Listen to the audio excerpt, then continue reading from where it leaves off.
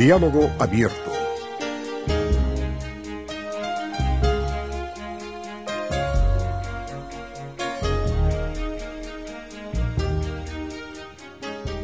¿Qué tal, amigos? ¿Cómo están? Es una alegría para nosotros compartir estos momentos tan especiales de Semana Santa. Todo el mundo cristiano recuerda y celebra la Semana Santa. Y vamos a conversar precisamente en esta ocasión con dos catedráticos de la Universidad Peruana Unión acerca del significado de la Semana Santa. ¿Qué nos debiera hacer recordar la Semana Santa? Queremos presentar a estos dos catedráticos. Está con nosotros el magíster Alberto Peña Salvatierra. ¿Qué tal, amigos? Un placer estar con ustedes en este programa. Un saludo cordial para cada uno de ustedes.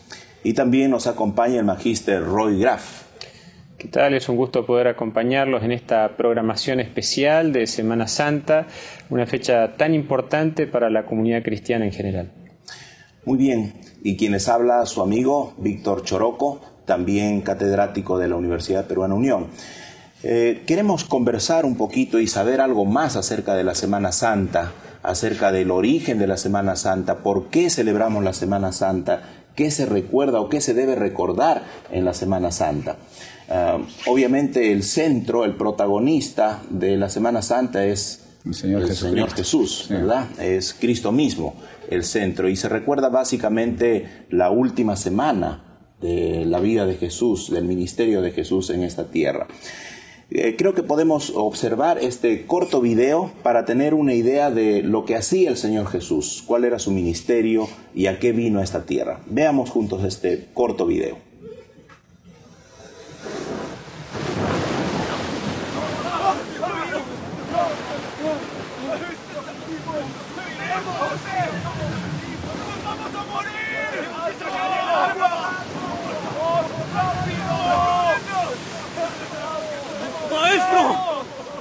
¡Maestro! ¿Acaso no te importa que perezcamos? ¡No quiero morir!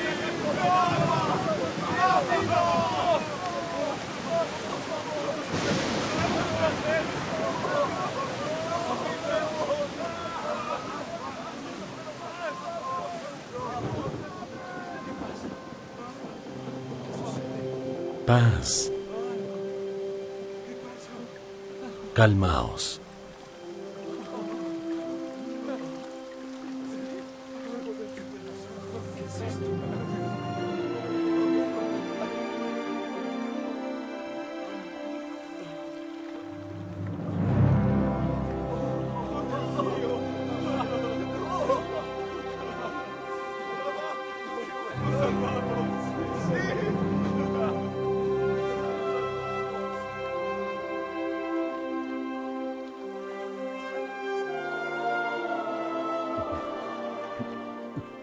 ¿Qué clase de hombre es este? Que hasta el viento y las aguas le obedecen.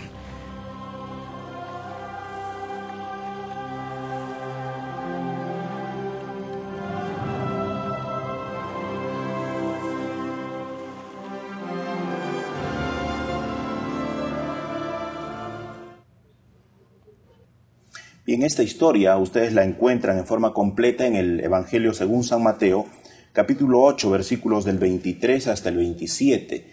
La parte final dice: y los hombres se maravillaron diciendo, ¿qué hombre es este que aun los vientos y el mar le obedecen? ¿Qué hombre es este? Es la pregunta de todos los siglos. Así es. Durante 2000 años la gente se ha estado preguntando y estudiando acerca de este hombre. ¿Qué hombre es este? ¿Quién era Jesús? Bueno, realmente la pregunta, ¿qué hombre es este? La pregunta que define al ser humano, que el que responde lo define. Porque aquel que cree en las Sagradas Escrituras, cree en los testimonios de aquellos que vivieron en esa época, ellos saben, como nosotros estamos convencidos, de que este es el Hijo de Dios. Este es Dios y este es hombre a la misma vez, ¿no? ¿Cómo se entiende este Bueno, la este pregunta misterio? tiene dos cosas. Por un lado, presupone que él es un hombre, lo ven como tal, pero por otro lado, los discípulos se están dando cuenta de que él no es un hombre como cualquiera, no es un hombre común y corriente, porque dice, ¿qué hombre es este que los elementos naturales responden a él? ¿No? Hay algo que va más allá de lo normal y que por lo tanto implica que él es más que un hombre. Cuando nosotros recordamos, por ejemplo, lo que nos dice San Lucas, el capítulo 1, el Evangelio según San Lucas nos habla acerca de la encarnación de Cristo, del nacimiento virginal de Cristo, y allí en la anunciación a María se le dice que él sería llamado Hijo del Altísimo. Él es Jesús, se le dice, su nombre va a ser Jesús, pero por otro lado es Hijo del Altísimo, ¿no? Reinará sobre la casa de Jacob para siempre, se lo considera como concebido por el Espíritu Santo. El versículo 35 dice, el Espíritu Santo vendrá sobre ti, se le dice a María, y el poder del Altísimo te cubrirá con su sombra, por lo cual también el santo ser que nacerá será llamado Hijo de Dios. Es decir, que él por un lado es un hombre, pero por otro lado, ¿qué clase de hombre es? Él es un hombre que a la vez es Hijo del Altísimo, Hijo de Dios. Entonces Jesús tiene dos naturalezas. ¿Podríamos decir que él tiene dos naturalezas plenamente? Así es, ¿no? El concilio de Nicea en el 325 trató de responder las preguntas que suscitó esto para la mente ya pensante, para la mente reflexiva. En verdad, ¿podemos creer que Cristo sea Dios? ¿Era Dios en verdad? ¿Cómo Dios podría haberse hecho hombre? Y el concilio de Nicea dijo que Cristo era completamente Dios y completamente hombre. De tal forma que termina diciendo todo aquel que diga cualquier otra cosa contraria a este es ya un pensamiento herético, ¿no? Okay, Entonces, pero sí. este concilio llega a esa conclusión como resultado del estudio de la Biblia, ¿verdad? ¿no? De las Sagradas Por supuesto, Escrituras. ¿no? El centro del cristianismo, el corazón de nuestra fe cristiana, muestra que allá en el comienzo, cuando Dios creó al hombre, se introduce la desobediencia, el pecado, por causa de la desobediencia se introduce el pecado, y es allí entonces que Dios le promete a Eva que un descendiente de ella iba a nacer, iba a ser el Mesías e iba a darnos la salvación, iba a rescatarnos de la culpabilidad. Entonces, este es el Señor Jesucristo, las promesas del Antiguo Testamento, ¿no? Porque una virgen dará luz y concebirá y vendrá el Mesías y este será llamado fuerte, consejero, grande, Dios Padre eterno, príncipe eterno. Entonces es un Mesías divino encarnado como hombre. Es Dios hecho hombre. Muy bien, y justamente eso es lo que vamos a ver enseguida. Veremos brevemente el nacimiento del Señor Jesús o el anuncio de su nacimiento.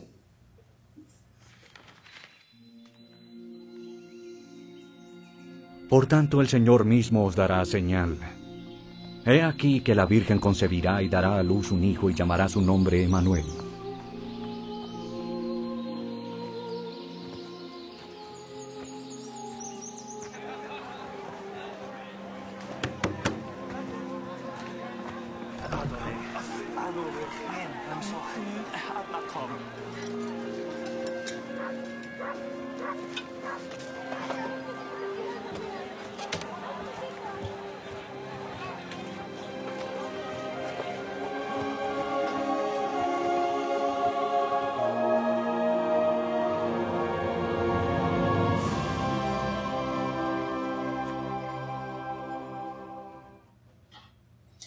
Bien, se hizo el anuncio del nacimiento del Señor Jesús, nacimiento de una virgen.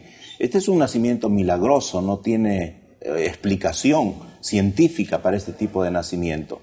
El Señor Dios se hace hombre y nace de una mujer, de una virgen. ¿Por qué fue necesaria la encarnación? A esto nosotros le llamamos encarnación. El mundo cristiano y la Biblia lo conocemos como encarnación. ¿Por qué fue necesaria la encarnación? Tenemos dos problemas grandes, macros problemas, y esto tendría que ver primero que el hombre cuando pisoteó la ley, cuando desobedeció a Dios, entonces ofende la justicia divina. por un lado. Y por otro lado, el pecado es una culpa muy grande. La responsabilidad del hombre es gigante. Entonces la encarnación se debe, por un lado, por la enorme justicia de Dios y por otro lado, por la enorme culpabilidad del hombre. ¿Y no podía Dios mandar a un Salvador ya grande, a un Jesús ya liberador de la edad adulta para salvar a la humanidad?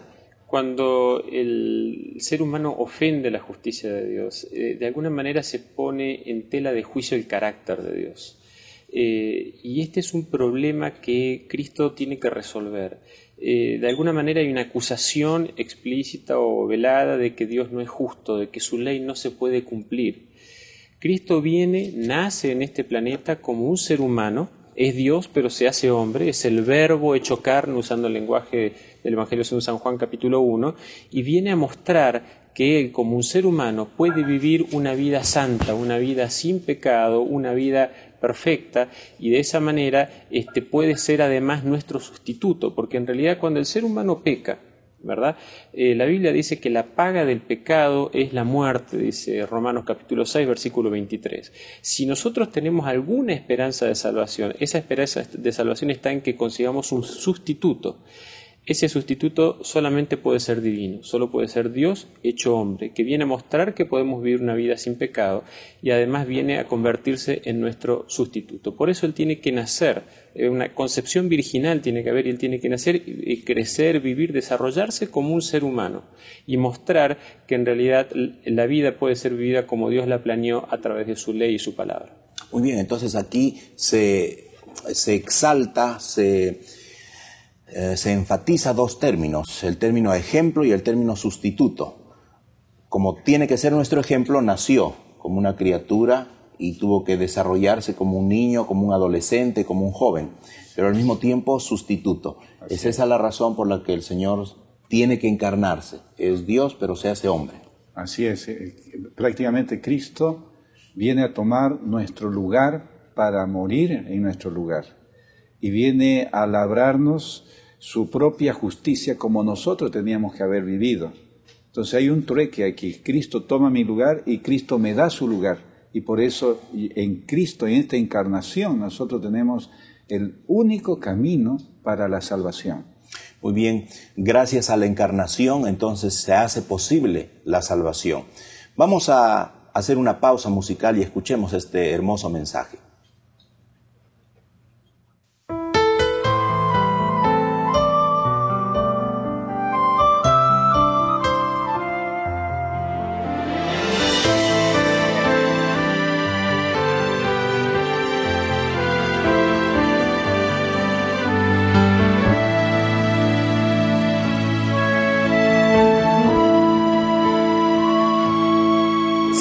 Abrieras los cielos y descendieras a los montes, delante de tu faz, oh Dios, me inclinaría, Señor.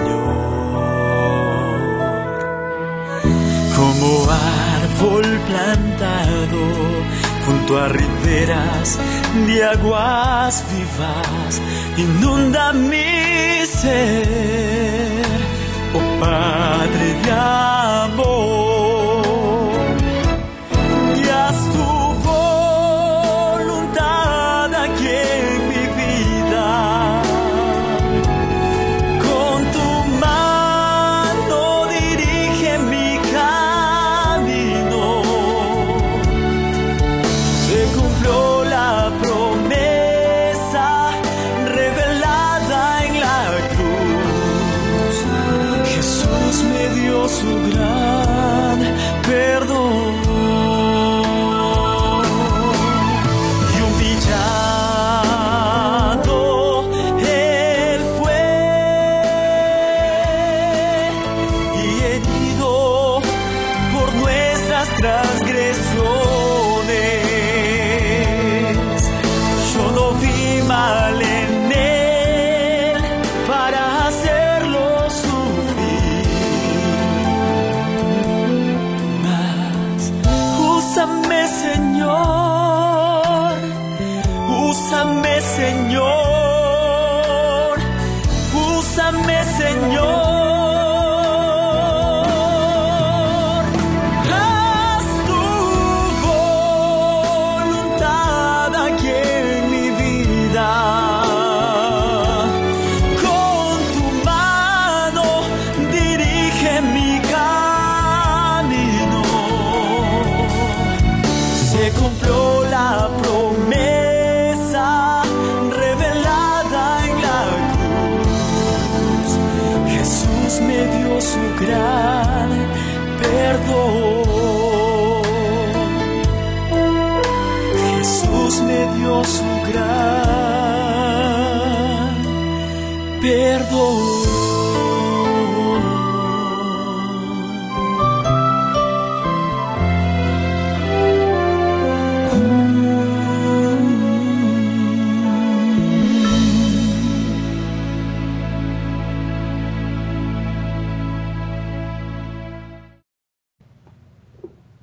Gracias por ese mensaje musical tan hermoso.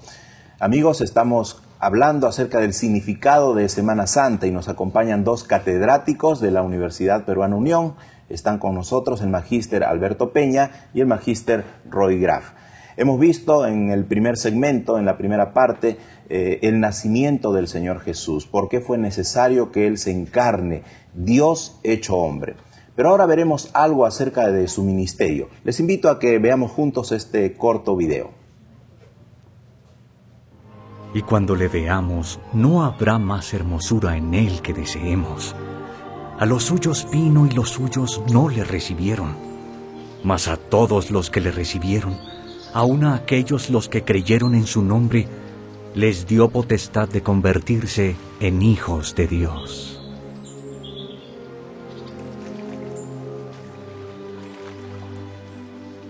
Soy yo quien necesita que me bautices. Hazlo así, Juan, porque es conveniente que cumplamos con toda justicia.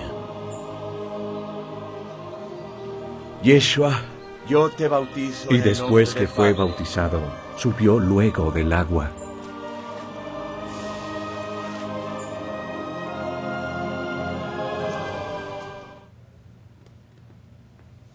El bautismo, según lo que enseña la Biblia, es necesario para el perdón de los pecados. Pero aquí vemos a Jesús bautizándose. Juan el Bautista es el que bautiza al Señor Jesús. ¿Por qué fue necesario que Él se bautice si Él no tenía pecados? Jesucristo se bautiza para darnos ejemplo. Y cuando Él se bautiza, la voz del Padre dice: este es mi Hijo amado, en quien tengo complacencia.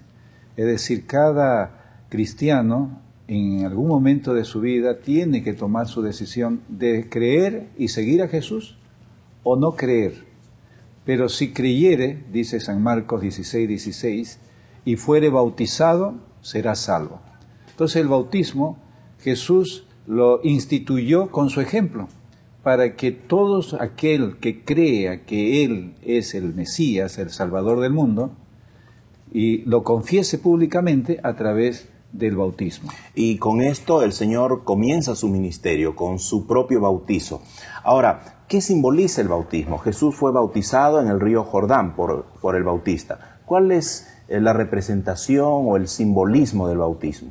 Es una muy buena pregunta. El apóstol San Pablo dice en Romanos el capítulo 6 que el bautismo es la muerte a una vida pasada y el nacimiento a una vida nueva. Hace como una comparación, un paralelismo.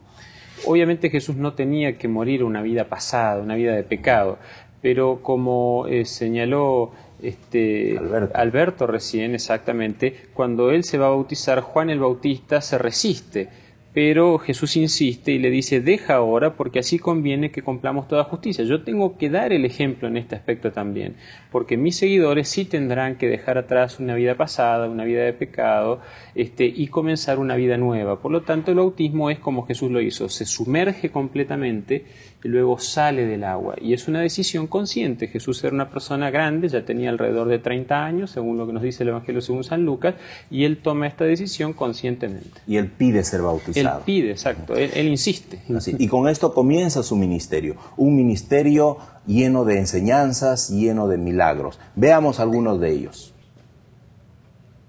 Muchos milagros, Miriam. Todos ocurrieron por la fe.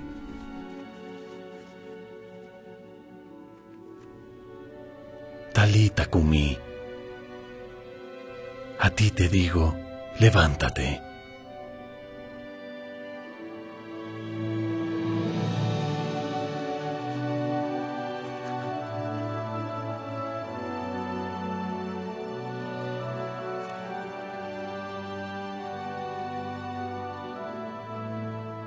Los ciegos vieron, los oídos de los sordos oyeron, los cojos caminaron, a los pobres se les predicó el Evangelio.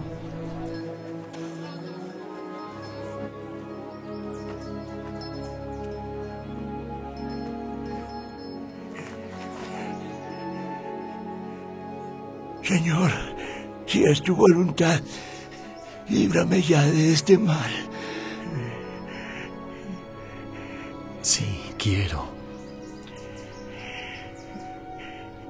Queda limpio.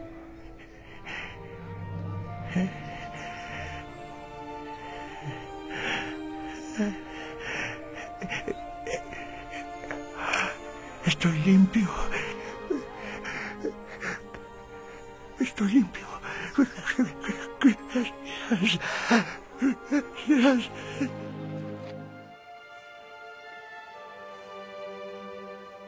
¿Dónde está? Este es el muchacho. ¿Puedo compartir tu pan? Sí.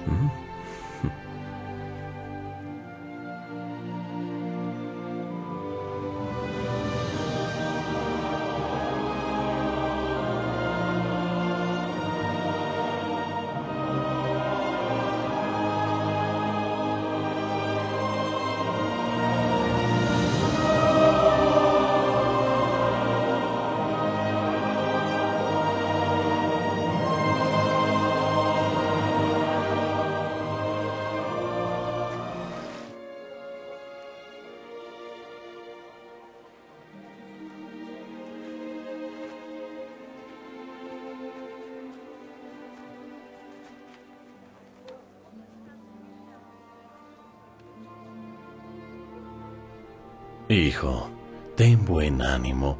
Tus pecados te son perdonados. Este hombre dice blasfemias. ¿Quién perdona pecados sino solo Dios? ¿Qué caviláis en vuestros corazones? ¿Qué es más fácil decir, tus pecados te son perdonados, o decir, levántate y anda? Pues para que sepáis que el Hijo del Hombre tiene potestad en la tierra para perdonar pecados, levántate, toma tu lecho y vete a tu casa.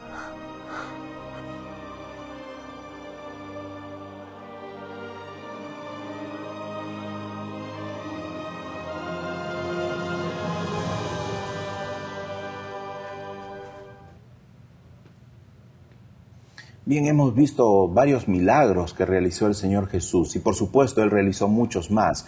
Pero en este último especialmente que acabamos de ver, cuando cura al paralítico, Jesús comienza diciéndole, tus pecados te son perdonados. ¿Qué relación existe entre la enfermedad de este paralítico y el perdón de los pecados? ¿Por qué Jesús le perdona los pecados en lugar de sanarlo físicamente? Realmente el tema del pecado es un tema muy grande. Afecta antropológicamente al ser humano, ha afectado a todo el planeta Tierra. Desde que Adán pecó, hizo como una explosión de un mal en la Tierra. Y todo este mal empezó a ser transmitido de generación en generación, de tiempo en tiempo. Y el pecado es algo que va más allá de simples definiciones, como dice la Biblia, el pecado es transgresión de la ley, pecado es la desobediencia de la ley, pero el pecado es el insulto hacia la justicia, hacia la pureza de Dios. Entonces ahora todos hemos pecado, todos somos culpables y todos somos hijos de la ira, y necesitamos alguien que redima, que lleve nuestra culpa, para que Dios nos pueda perdonar. Ahora, este paralítico, pues, se le perdona los pecados. Quiere decir que todas las enfermedades que nosotros tenemos, si hay un ciego, un paralítico, un cojo, un manco, ¿es porque está pagando la consecuencia de algún pecado que ha cometido? Es una buena pregunta, pero yo creo que acá tenemos que retomar algo que dijo Alberto. Es decir, el problema del mal es un problema que se va como expandiendo a partir de Adán y Eva. Indudablemente no es que cada vez que una persona se enferma es como resultado de algo que él necesariamente ha hecho. Muchas veces es algo que tiene que ver con el problema del mal en general que afecta a los seres humanos. Por supuesto que a veces nosotros nos vemos afectados por algo que nosotros hacemos. Pero el ministerio de Cristo se caracteriza por una especie de irrupción de Dios, Dios irrumpe en la historia humana y empieza a anticipar de a poquitito la solución al problema del mal. Esa solución al final incluirá la eliminación de todo el problema del dolor, del sufrimiento, de la muerte. Acá Cristo lo que hace es va como anticipando. Y es interesante ver justamente que hay una conexión entre la sanidad y la salvación y por lo tanto el perdón de los pecados. O sea, Cristo lo va a sanar, pero le dice, tus pecados te son perdonados, ¿no? Y uno podría decir, bueno, pero son dos cosas diferentes. Sí, pero están relacionadas en última instancia porque todas están vinculadas por el problema del mal. Lo que Cristo viene a hacer es a solucionar el problema del mal. Muy bien, efectivamente la Biblia dice en Lucas 19:10 que la misión del Señor Jesús fue esa precisamente. Él vino para buscar y salvar lo que se había perdido. Vino para solucionar el problema del pecado. Quiere decir que todos los males, las enfermedades, el dolor, el sufrimiento, la muerte, es consecuencia del pecado en general. Obviamente algunas consecuencias son simplemente el resultado de nuestro propio pecado. Pero el Señor Jesús está aquí lidiando con algo que es más trascendente. Está lidiando con la entrada del pecado y con los resultados fatales del pecado. Vamos a seguir hablando acerca de esto luego de este mensaje musical.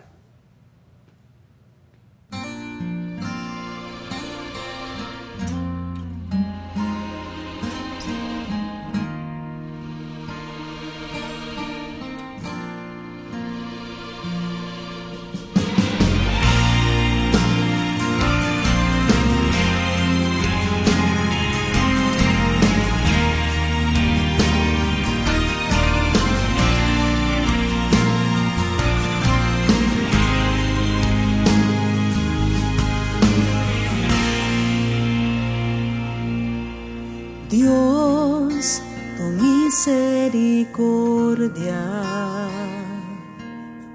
Dios, tu inmensa bondad, hoy renueva mis fuerzas para que siempre te pueda adorar. Guardián de mis sueños, tú, el que ama mi alma,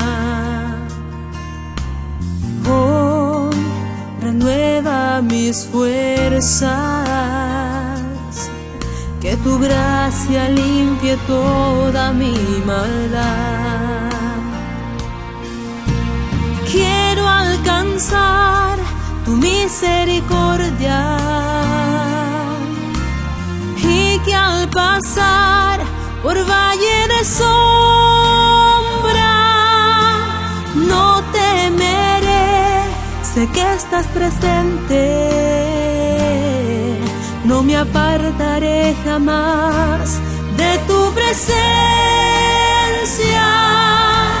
Quiero alcanzar tu misericordia y que al pasar por valle de sombra no temeré, sé que estás presente, no me apartaré jamás de tu presencia. Quiero alcanzarte.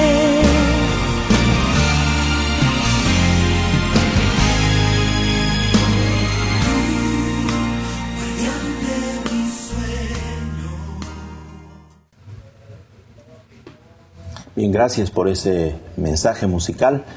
Nuevamente estamos, amigos, en este diálogo abierto, hablando acerca del significado de la Semana Santa. El mundo cristiano recuerda la Semana Santa y hoy estamos conversando con los magísteres catedráticos de la Universidad Peruana Unión, Roy Graf y Alberto Peña, y estamos hablando acerca del nacimiento de Jesús. Hemos hablado luego del ministerio del Señor Jesús y ahora entramos a hablar un poquito ya específicamente acerca de la pasión y la muerte, de lo que experimentó el Señor Jesús en esa semana, que ahora la recordamos como Semana Santa.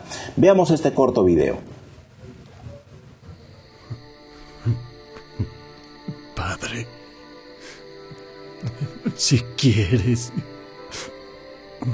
pasa de mí esta copa.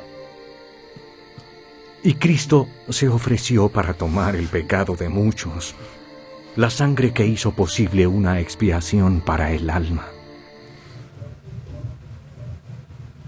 Si fuera posible, pase de mí esta copa. Jesús orando en el Getsemaní, una oración de agonía. Él tenía al frente los sufrimientos de su muerte. Jesús quería morir, no quería morir. Vemos aquí a una oración de un Jesús sufriente, agonizando. ¿Qué tipo de oración es esa? Esto es lo que conmueve, esto es lo que toca el corazón del cristiano, porque aquí tenemos a Dios, es Dios hecho hombre. No tenía que venir, no nos debía nada, nosotros éramos culpables, nosotros habíamos desobedecido a Dios. Pero aquí se muestra las dos prerrogativas divinas, las macro prerrogativas divinas. La justicia de Dios nos decía que debíamos ser castigados. Pero ahora el amor de Dios va más allá y Dios tiene que buscar una solución para nosotros. Y ese es mandando a su único Hijo. Dios con nosotros, y ahora como hombre se aferra a la vida, sabe que se acerca su pasión, sus momentos difíciles. Es ese jueves, víspera de su muerte ocurrió el viernes. Entonces ahí le dice: Padre, ¿hay alguna otra forma? Y no hay otra forma. Entonces esta pasión, este sufrimiento de Cristo está expiando nuestra culpa, está pagando el precio de nuestro rescate. Así es. Ahora se destaca aquí algo impresionante. Jesús era ser humano, hemos visto al comienzo. No quería morir. Como ser humano, Él se aferraba a la vida. Pero Él estuvo dispuesto a aceptar la voluntad de su Padre. Exacto.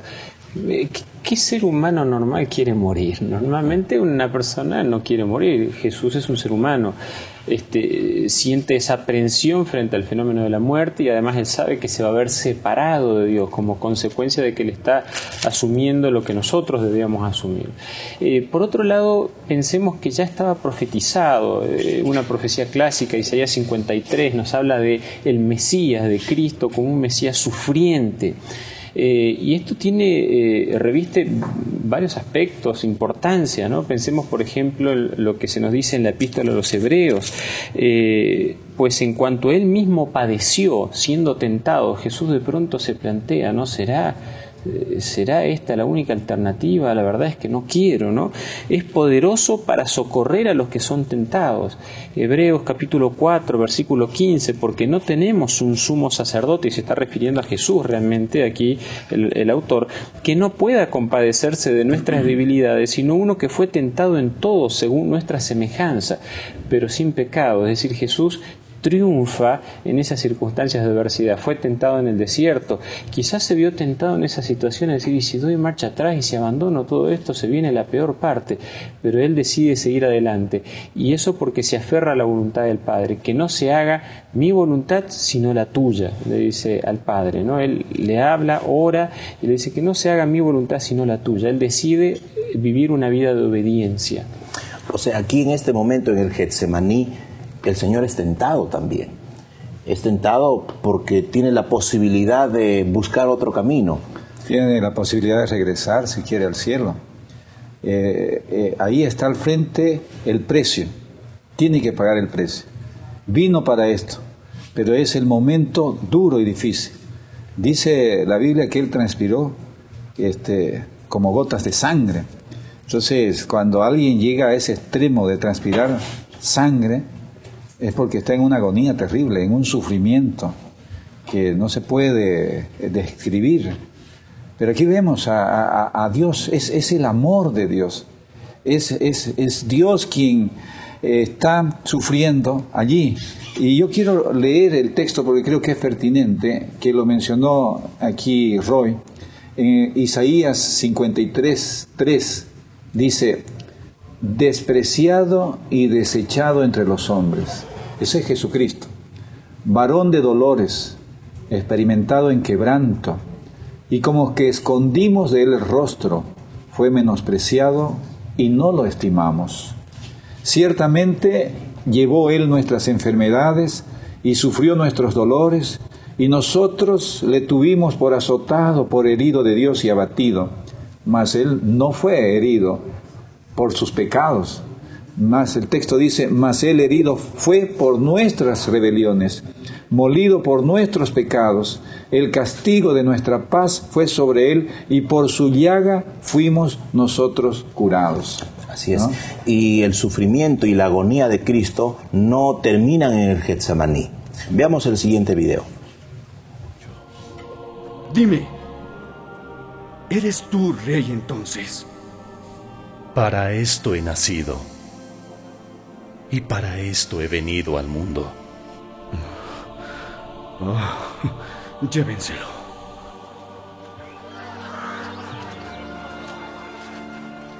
He aquí el Cordero de Dios, que quita el pecado del mundo.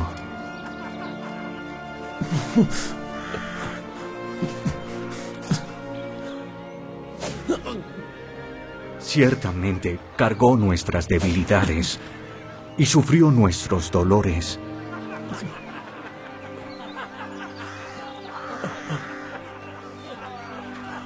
Fue herido por nuestros pecados, golpeado por nuestras iniquidades. Con sus azotes somos sanados.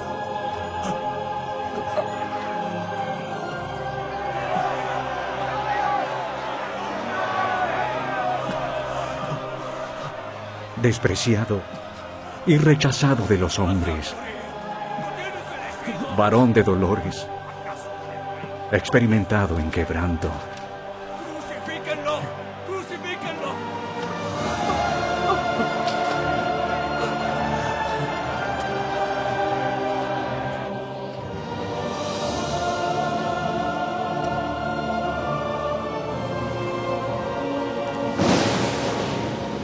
Porque de tal manera amó Dios al mundo, que ha dado a su Hijo unigénito. Padre, perdónalos, porque no saben lo que hacen.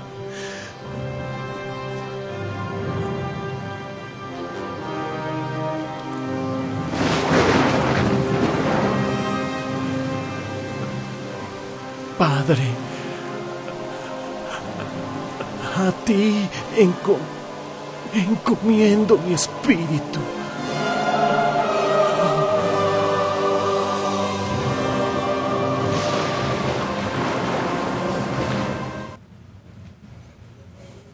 Bueno, las imágenes, aunque son impresionantes, realmente quedan muy lejos, quedan muy cortas para lo que realmente sufrió el Señor Jesús por salvar a la humanidad. Hemos visto los padecimientos de Él, la crucifixión de Él. ¿Cuál es el significado de esta muerte? ¿Por qué tuvo que morir el Señor Jesús? ¿Qué significa la muerte de Cristo? Aquí tenemos la expiación, la reconciliación. ¿Qué es esto? ¿No? Expiación, reconciliación. Son varios términos, ¿no?, que necesitamos explicar, son términos comprender mejor. Religiosos, por supuesto, pero que la religión cristiana entiende como el corazón, el centro de la fe cristiana, es este hecho de que el hombre es culpable, el hombre merece caer bajo la ira de Dios, Pero Dios lo ama al hombre y busca un sustituto para que muera por el hombre y manda a su Hijo. No puede morir un ángel por el hombre, no puede morir el hombre por el hombre. ¿Por qué? Porque fue la santa ley de Dios la que transgredió el hombre. Es la justicia divina la que el hombre ha desobedecido, la que el hombre ha pisoteado. Entonces, ¿cómo podía Dios salvarnos a nosotros? Solo alguien que pueda ser como Dios podría ser nuestro sustituto. Entonces aquí vemos el precio. El pecado es algo que Dios aborrece, es algo enorme, la enormidad del pecado. La justicia de Dios es algo trascendente, es donde se asienta el trono de Dios, en su justicia, en su ley. Entonces la gravedad es tremenda y por eso ahora Dios envía a su Hijo para que Él pague nuestra culpa, para que Él muera, para que Él sufra. Esos sufrimientos de Jesús son los sufrimientos que el ser humano tiene que pagar por su pecado. Entonces Cristo sufre para que el hombre no sufra. Es un sufrimiento común y corriente. ¿Cómo podríamos ampliar, quizás, Roy, un poquito el concepto de sustitución? Parece que es clave ese concepto aquí.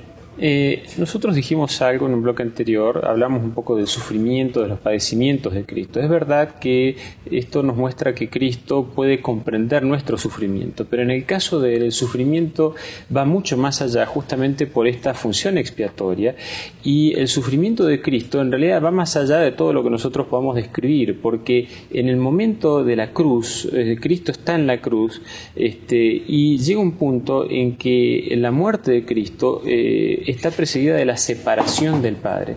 Normalmente una persona que estaba en la cruz podía durar a veces varios días. De hecho, en el caso de los otros dos personas que estaban allí, dos ladrones que acompañaban a Jesús, digamos, se aceleró el proceso porque estaba la fiesta de la Pascua. En el caso de Jesús no hizo falta. ¿Por qué razón una persona tan fuerte como Jesús, alguien que de pronto había sido quizá un carpintero acostumbrado al trabajo físico, muere tan pronto? Porque Jesús se ve separado del Padre, y eso es parte justamente de la expiación. Es decir, Él tiene que morir en nuestro lugar y tiene que sufrir la consecuencia de lo que nosotros hicimos. Cuando el ser humano peca, se ve separado de Dios. Cristo vivió una vida sin pecado, pero entonces Él igual se ve separado del Padre porque nos está sustituyendo. No puede haber mayor sufrimiento que el verse separado de Dios para alguien que está en comunión con Dios. Por lo tanto, Cristo no solamente sufrió la cruz, lo cual ya es un sufrimiento indescriptible porque es probablemente la peor tortura que alguien pueda sufrir, sino que además Él se ve separado de Dios, y eso es lo que desencadena su muerte. El mayor sufrimiento, realmente no podemos imaginar cuánto sufrimiento o hasta qué punto Jesús sufrió.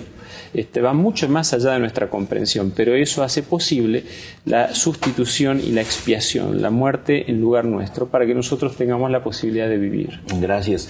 Entonces, la muerte que yo merecía morir, la pagó el Señor Jesús. Él murió. Y la vida que Él vivió y que Él merece, podemos tenerla nosotros. Eso se entiende por sustitución, un intercambio. Ahora, ¿hay alguna condición para que nosotros podamos recibir ese intercambio, o ya Él murió como sustituto de toda la humanidad y todos los seres humanos van a ser salvos y van a vivir porque Jesús ya murió por todos? Tenemos aquí el texto bíblico en Romanos 3:21.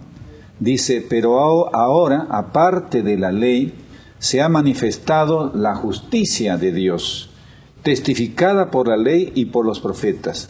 La justicia de Dios por medio de la fe en Jesucristo para todos los que creen en Él, porque no hay diferencia.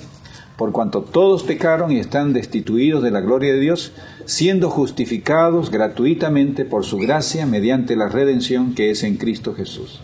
Ahora viene las buenas nuevas, el Evangelio mismo. ¿En qué consiste estas buenas nuevas? Consiste en que ahora Dios ya no toma más en cuenta nuestros pecados. Ahora Dios ha perdonado nuestros pecados. Y ahora en Cristo nos ha dado un camino de regreso hacia Dios, que es la salvación. ¿Y eso está abierto para todos? Y eso está abierto para todos. ¿O solo para los cristianos? No, todos los seres humanos. Cristo mismo dijo: de tal manera amó Dios al mundo, extendiendo su brazo, para que todo aquel que en Él cree no se pierda, mas tenga vida eterna. Entonces ahí tendríamos la condición, está abierto para todos, pero todos pueden recibir esa salvación. Todos pueden recibirlo, pero si yo quiero recibirlo, tengo que aceptarlo, ¿no? En Hechos capítulo 2, cuando Pedro predica en ocasión del Pentecostés, le preguntan, ¿y qué tenemos que hacer después de escuchar este mismo mensaje? Entonces la respuesta de Pedro es, arrepentíos y bautícese a cada uno de vosotros. Es decir, nosotros tenemos que aceptar, y eso implica el arrepentimiento de nuestros pecados. Muy bien, muchas gracias. Vamos a pasar todavía a un bloque más luego de este mensaje musical.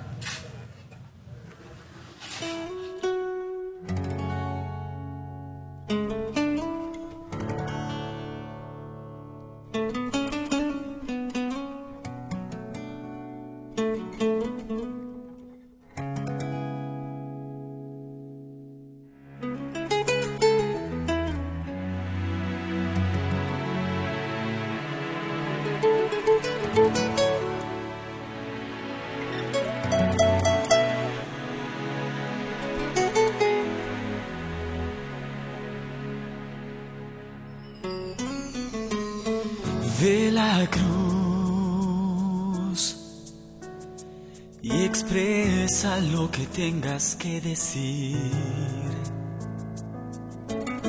Esa cruz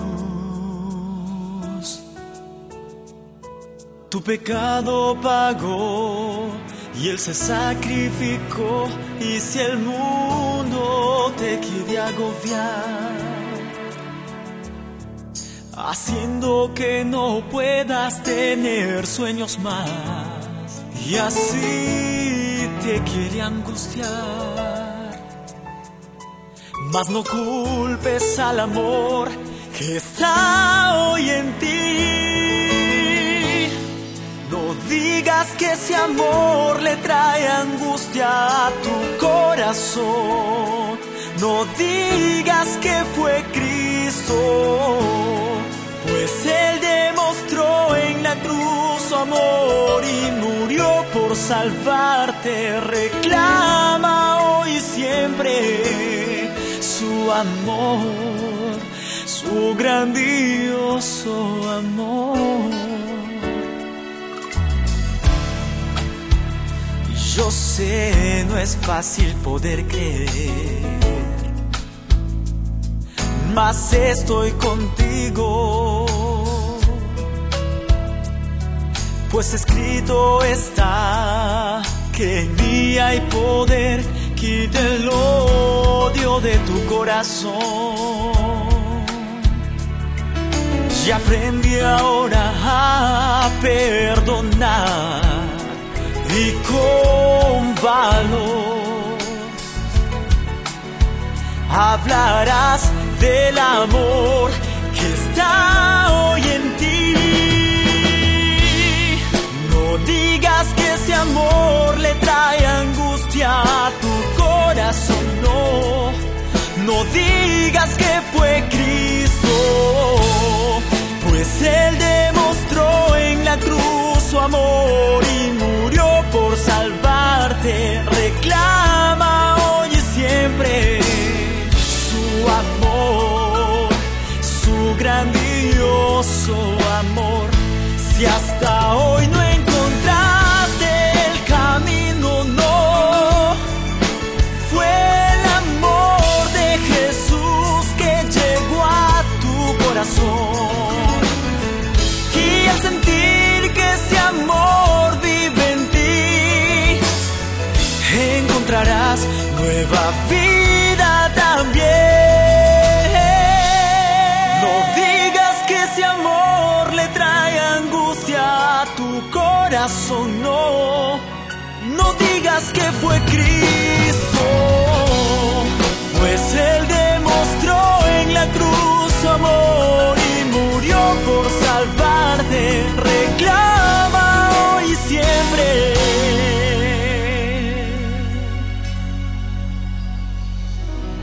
su amor, su grandioso amor,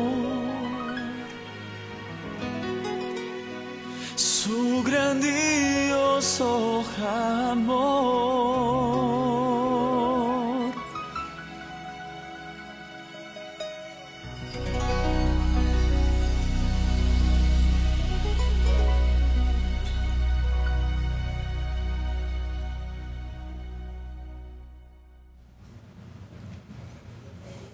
Bien, y estamos ya de vuelta en este último bloque, en este diálogo abierto. Estamos conversando acerca del significado de la Semana Santa, una fecha que todo el mundo cristiano lo está viviendo y lo está celebrando.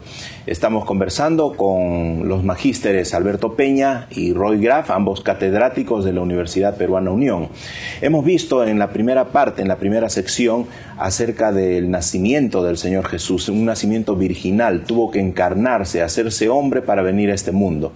En la segunda parte hemos visto también su ministerio, cómo el Señor Jesús enseñaba, predicaba, sanaba y perdonaba pecados.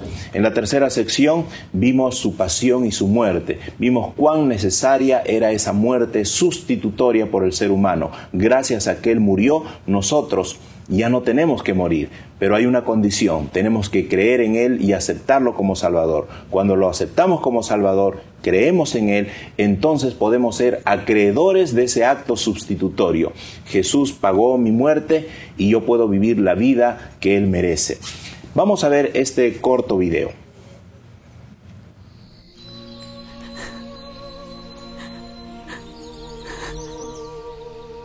Mujer, ¿por qué lloras? Dime dónde le has puesto y yo le llevaré. María.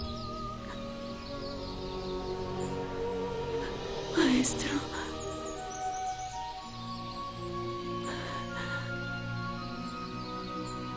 No me toques, porque aún no he subido a mi Padre. Mas ve a mis hermanos y diles que debo ir a mi Padre y a vuestro Padre, a mi Dios y a vuestro Dios.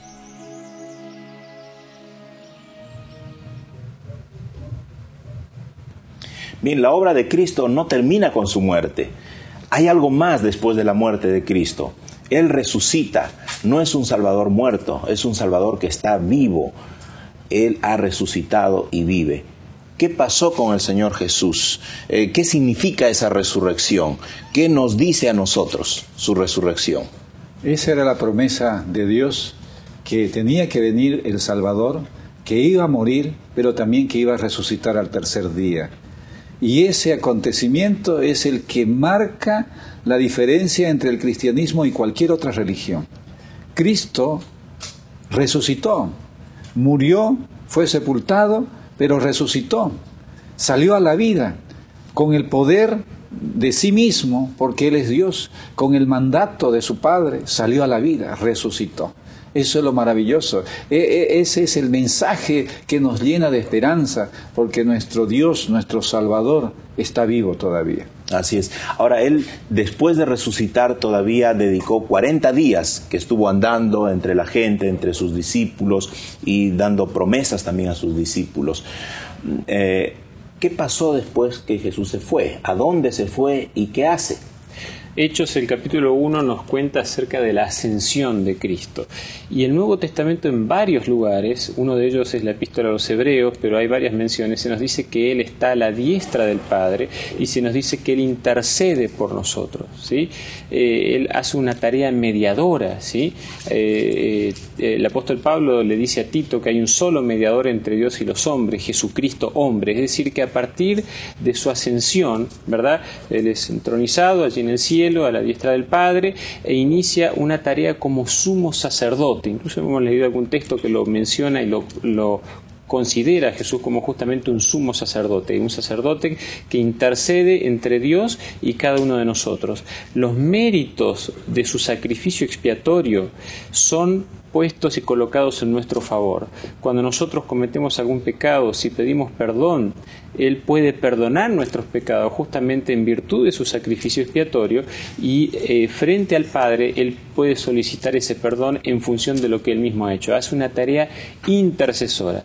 Y la Biblia nos dice que esto va a culminar además con una tarea judicial, es decir, finalmente Dios juzgará al mundo, pero Cristo mantiene ese rol como mediador e intercesor entre su Padre y nosotros como seres humanos. Hay que recordar que Él es Dios y hombre.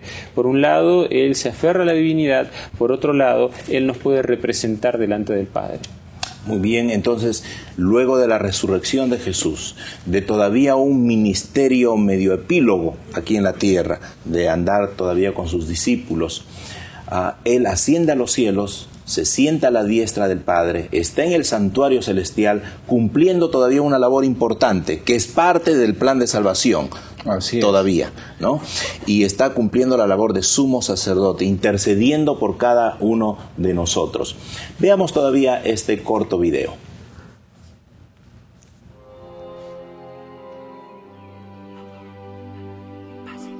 Es verdad, Pedro. Qué alegría verte. Santiago. Tomás, viniste. Muy bien. ¿De verdad vino? Tomás.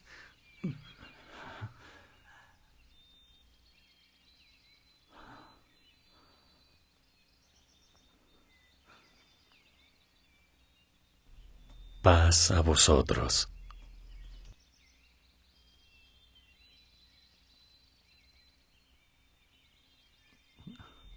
Tomás, pon aquí tu dedo y mira mis manos. Y acerca tu mano y métela en mi costado. Y no seas incrédulo, sino creyente.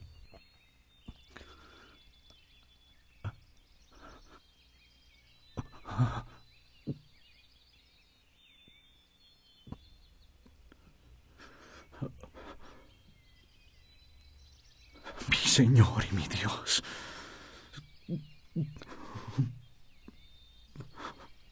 Tomás, porque me has visto, creíste. Bienaventurados los que no vieron, pero aún así creyeron.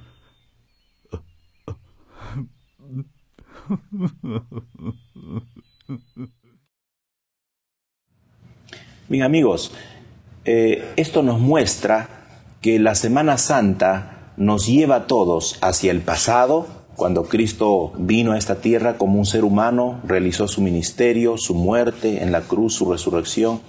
Nos lleva también al presente, porque esto tiene implicancias para nosotros hoy.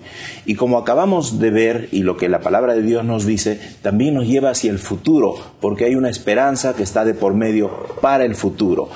La resurrección de Cristo, ¿qué tiene que ver con nosotros? Esa resurrección nos da garantía de que lo que empezó Dios allá en la cruz, que es expiar nuestros pecados, también nos garantiza que un día Él va a volver y va a resucitar a aquellos que murieron en Él, y aquellos que creen en Él y estén con vida, entonces se juntarán con los resucitados para ser llevados por Jesucristo a ese lugar que Él dijo: voy pues a preparar lugar para vosotros, y cuando os prepare el lugar, vendré otra vez para que estén donde yo estoy, ¿no? Entonces viene esta promesa de la venida de Cristo, que es lo que esperamos para consumar todas las promesas del cristianismo. Quiere decir que el hecho de que uno reciba su recompensa, sea vida eterna o muerte eterna, se va a producir cuando Cristo venga por segunda vez. ¿Hay posibilidad de que alguien reciba antes esa recompensa, ya sea la vida eterna o la muerte eterna? ¿Antes alguien la puede recibir en forma ya ejecutiva? No, la Biblia nos presenta que hay una resurrección final. Hay varias declaraciones, algunas de las más interesantes, las que más me gustan a mí, son las del apóstol Pablo. El apóstol Pablo conecta directamente la resurrección de Cristo a la resurrección del creyente. Por ejemplo, en 1 Corintios capítulo 15, versículo 20, mas ahora Cristo ha resucitado de los muertos, primicia de los que durmieron. Es decir, Él es como un anticipo, ¿sí? Pero gracias a eso nosotros tenemos la posibilidad de la resurrección también, ¿sí? Mismo capítulo 15, el versículo 51, el apóstol Pablo dice que tal vez algunos estén vivos cuando Cristo venga. No todos dormiremos, pero todos seremos transformados. Y él habla allí de la resurrección como algo a lo que todos los creyentes tendrán acceso, excepto que por supuesto estén vivos en el momento de la resurrección de Cristo. Pero no es algo que recibimos antes, sino en el momento en que Él viene. Pablo le llama al periodo intermedio, cuando una persona muere y espera hasta la resurrección de Cristo, habla de eso como de un sueño, como de dormir. Y lo dice también en 1 Tesalonicenses capítulo 4. No queremos, hermanos, que ignoréis acerca de los que duermen, para que no os entristezcáis como los otros que no tienen esperanza. Hay una tristeza por la separación con quienes hemos perdido, pero hay una esperanza que es la de la resurrección. Por lo tanto, es una tristeza momentánea.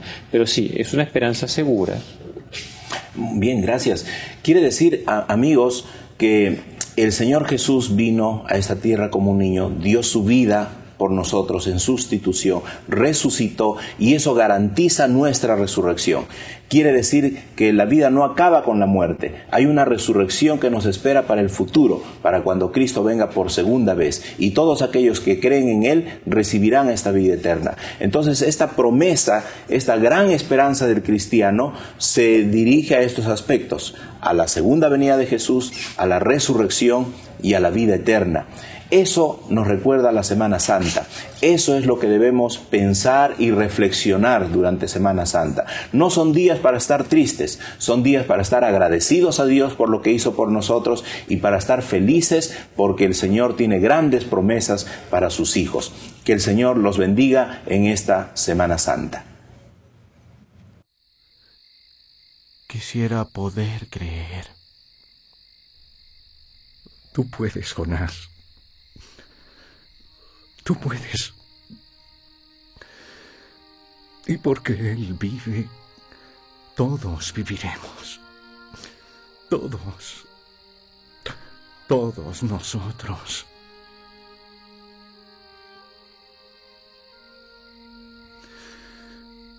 Hay también muchas otras cosas que Jesús hizo, las cuales, si se escribieran una por una, pienso que ni aún en el mundo cabrían los libros que se habrían de escribir. Pero estas se han escrito para que creáis que Jesús es el Cristo, el Hijo de Dios, y para que creyendo tengáis vida en su nombre.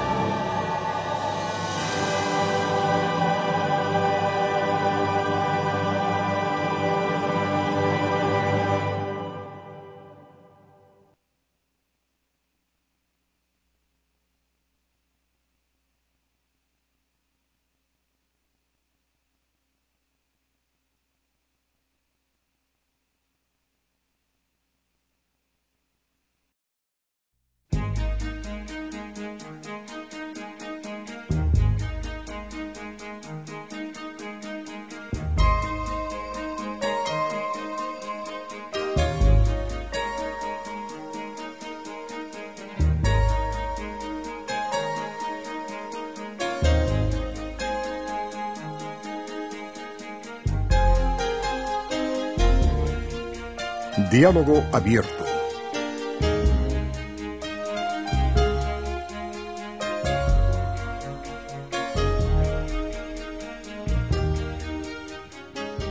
¿Qué tal, amigos? ¿Cómo están? Es una alegría para nosotros compartir estos momentos tan especiales de Semana Santa. Todo el mundo cristiano recuerda y celebra la Semana Santa. Y vamos a conversar precisamente en esta ocasión con dos catedráticos de la Universidad Peruana Unión acerca del significado de la Semana Santa. ¿Qué nos debiera hacer recordar la Semana Santa? Queremos presentar a estos dos catedráticos. Está con nosotros el magíster Alberto Peña Salvatierra. ¿Qué tal, amigos? Un placer estar con ustedes en este programa Un saludo cordial para cada uno de ustedes. Y también nos acompaña el magíster Roy Graff. ¿Qué tal? Es un gusto poder acompañarlos en esta programación especial de Semana Santa, una fecha tan importante para la comunidad cristiana en general. Muy bien, y quien les habla, su amigo Víctor Choroco, también catedrático de la Universidad Peruana Unión. Queremos conversar un poquito y saber algo más acerca de la Semana Santa, acerca del origen de la Semana Santa, por qué celebramos la Semana Santa, qué se recuerda o qué se debe recordar en la Semana Santa. Obviamente el centro, el protagonista de la Semana Santa es el Señor Jesús, ¿verdad? Sí. Es Cristo mismo el centro, y se recuerda básicamente la última semana de la vida de Jesús, del ministerio de Jesús en esta tierra. Creo que podemos observar este corto video para tener una idea de lo que hacía el Señor Jesús, cuál era su ministerio y a qué vino a esta tierra. Veamos juntos este corto video.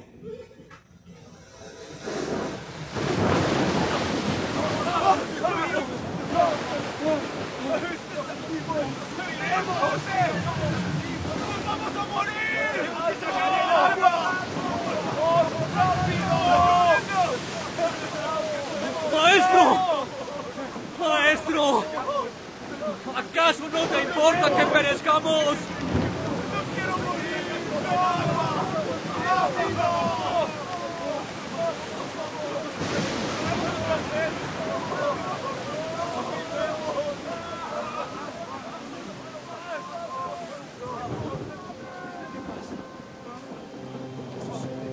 Paz. Calmaos.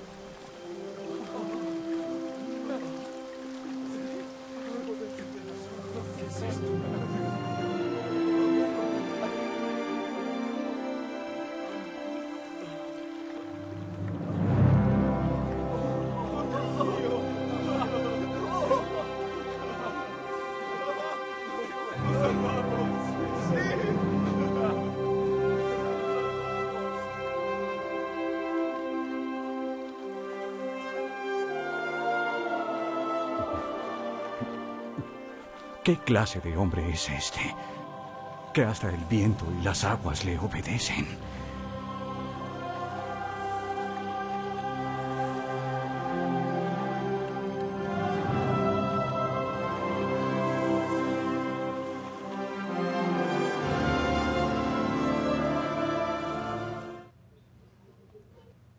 Bien, esta historia ustedes la encuentran en forma completa en el Evangelio según San Mateo, capítulo 8, versículos del 23 hasta el 27.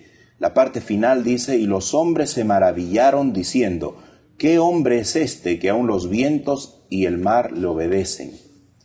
¿Qué hombre es este? Es la pregunta de todos los siglos. Así es. Durante 2000 años la gente se ha estado preguntando y estudiando acerca de este hombre. ¿Qué hombre es este? ¿Quién era Jesús? Bueno, realmente la pregunta, ¿qué hombre es este? La pregunta que define al ser humano, que el que responde lo define. Porque aquel que cree en las Sagradas Escrituras, cree en los testimonios de aquellos que vivieron en esa época, ellos saben, como nosotros estamos convencidos, de que este es el Hijo de Dios. Este es Dios y este es hombre a la misma vez. ¿No? ¿Cómo se entiende este Bueno, la pregunta tiene dos cosas. Por un lado, presupone que él es un hombre, lo ven como tal, pero por otro lado, los discípulos se están dando cuenta de que él no es un hombre como cualquiera, no es un hombre común y corriente, porque dice, ¿qué hombre es este que los elementos naturales responden a él? ¿No? Hay algo que va más allá de lo normal y que por lo tanto implica que él es más que un hombre. Cuando nosotros recordamos, por ejemplo, lo que nos dice San Lucas, el capítulo 1, el Evangelio según San Lucas nos habla acerca de la encarnación de Cristo, del nacimiento virginal de Cristo, y allí la anunciación a María se le dice que él sería llamado Hijo del Altísimo. Él es Jesús, se le dice, su nombre va a ser Jesús, pero por otro lado es Hijo del Altísimo, ¿no? Reinará sobre la casa de Jacob para siempre, se lo considera como concebido por el Espíritu Santo. El versículo 35 dice, el Espíritu Santo vendrá sobre ti bendice, le dice a María, y el poder del Altísimo te cubrirá con su sombra, por lo cual también el santo ser que nacerá será llamado Hijo de Dios. Es decir, que él por un lado es un hombre, pero por otro lado, ¿qué clase de hombre es? Él es un hombre que a la vez es Hijo del Altísimo, Hijo de Dios. Entonces Jesús tiene dos naturalezas. ¿Podríamos decir que él tiene dos naturalezas plenamente? Así es, ¿no? El concilio de Nicea en el 325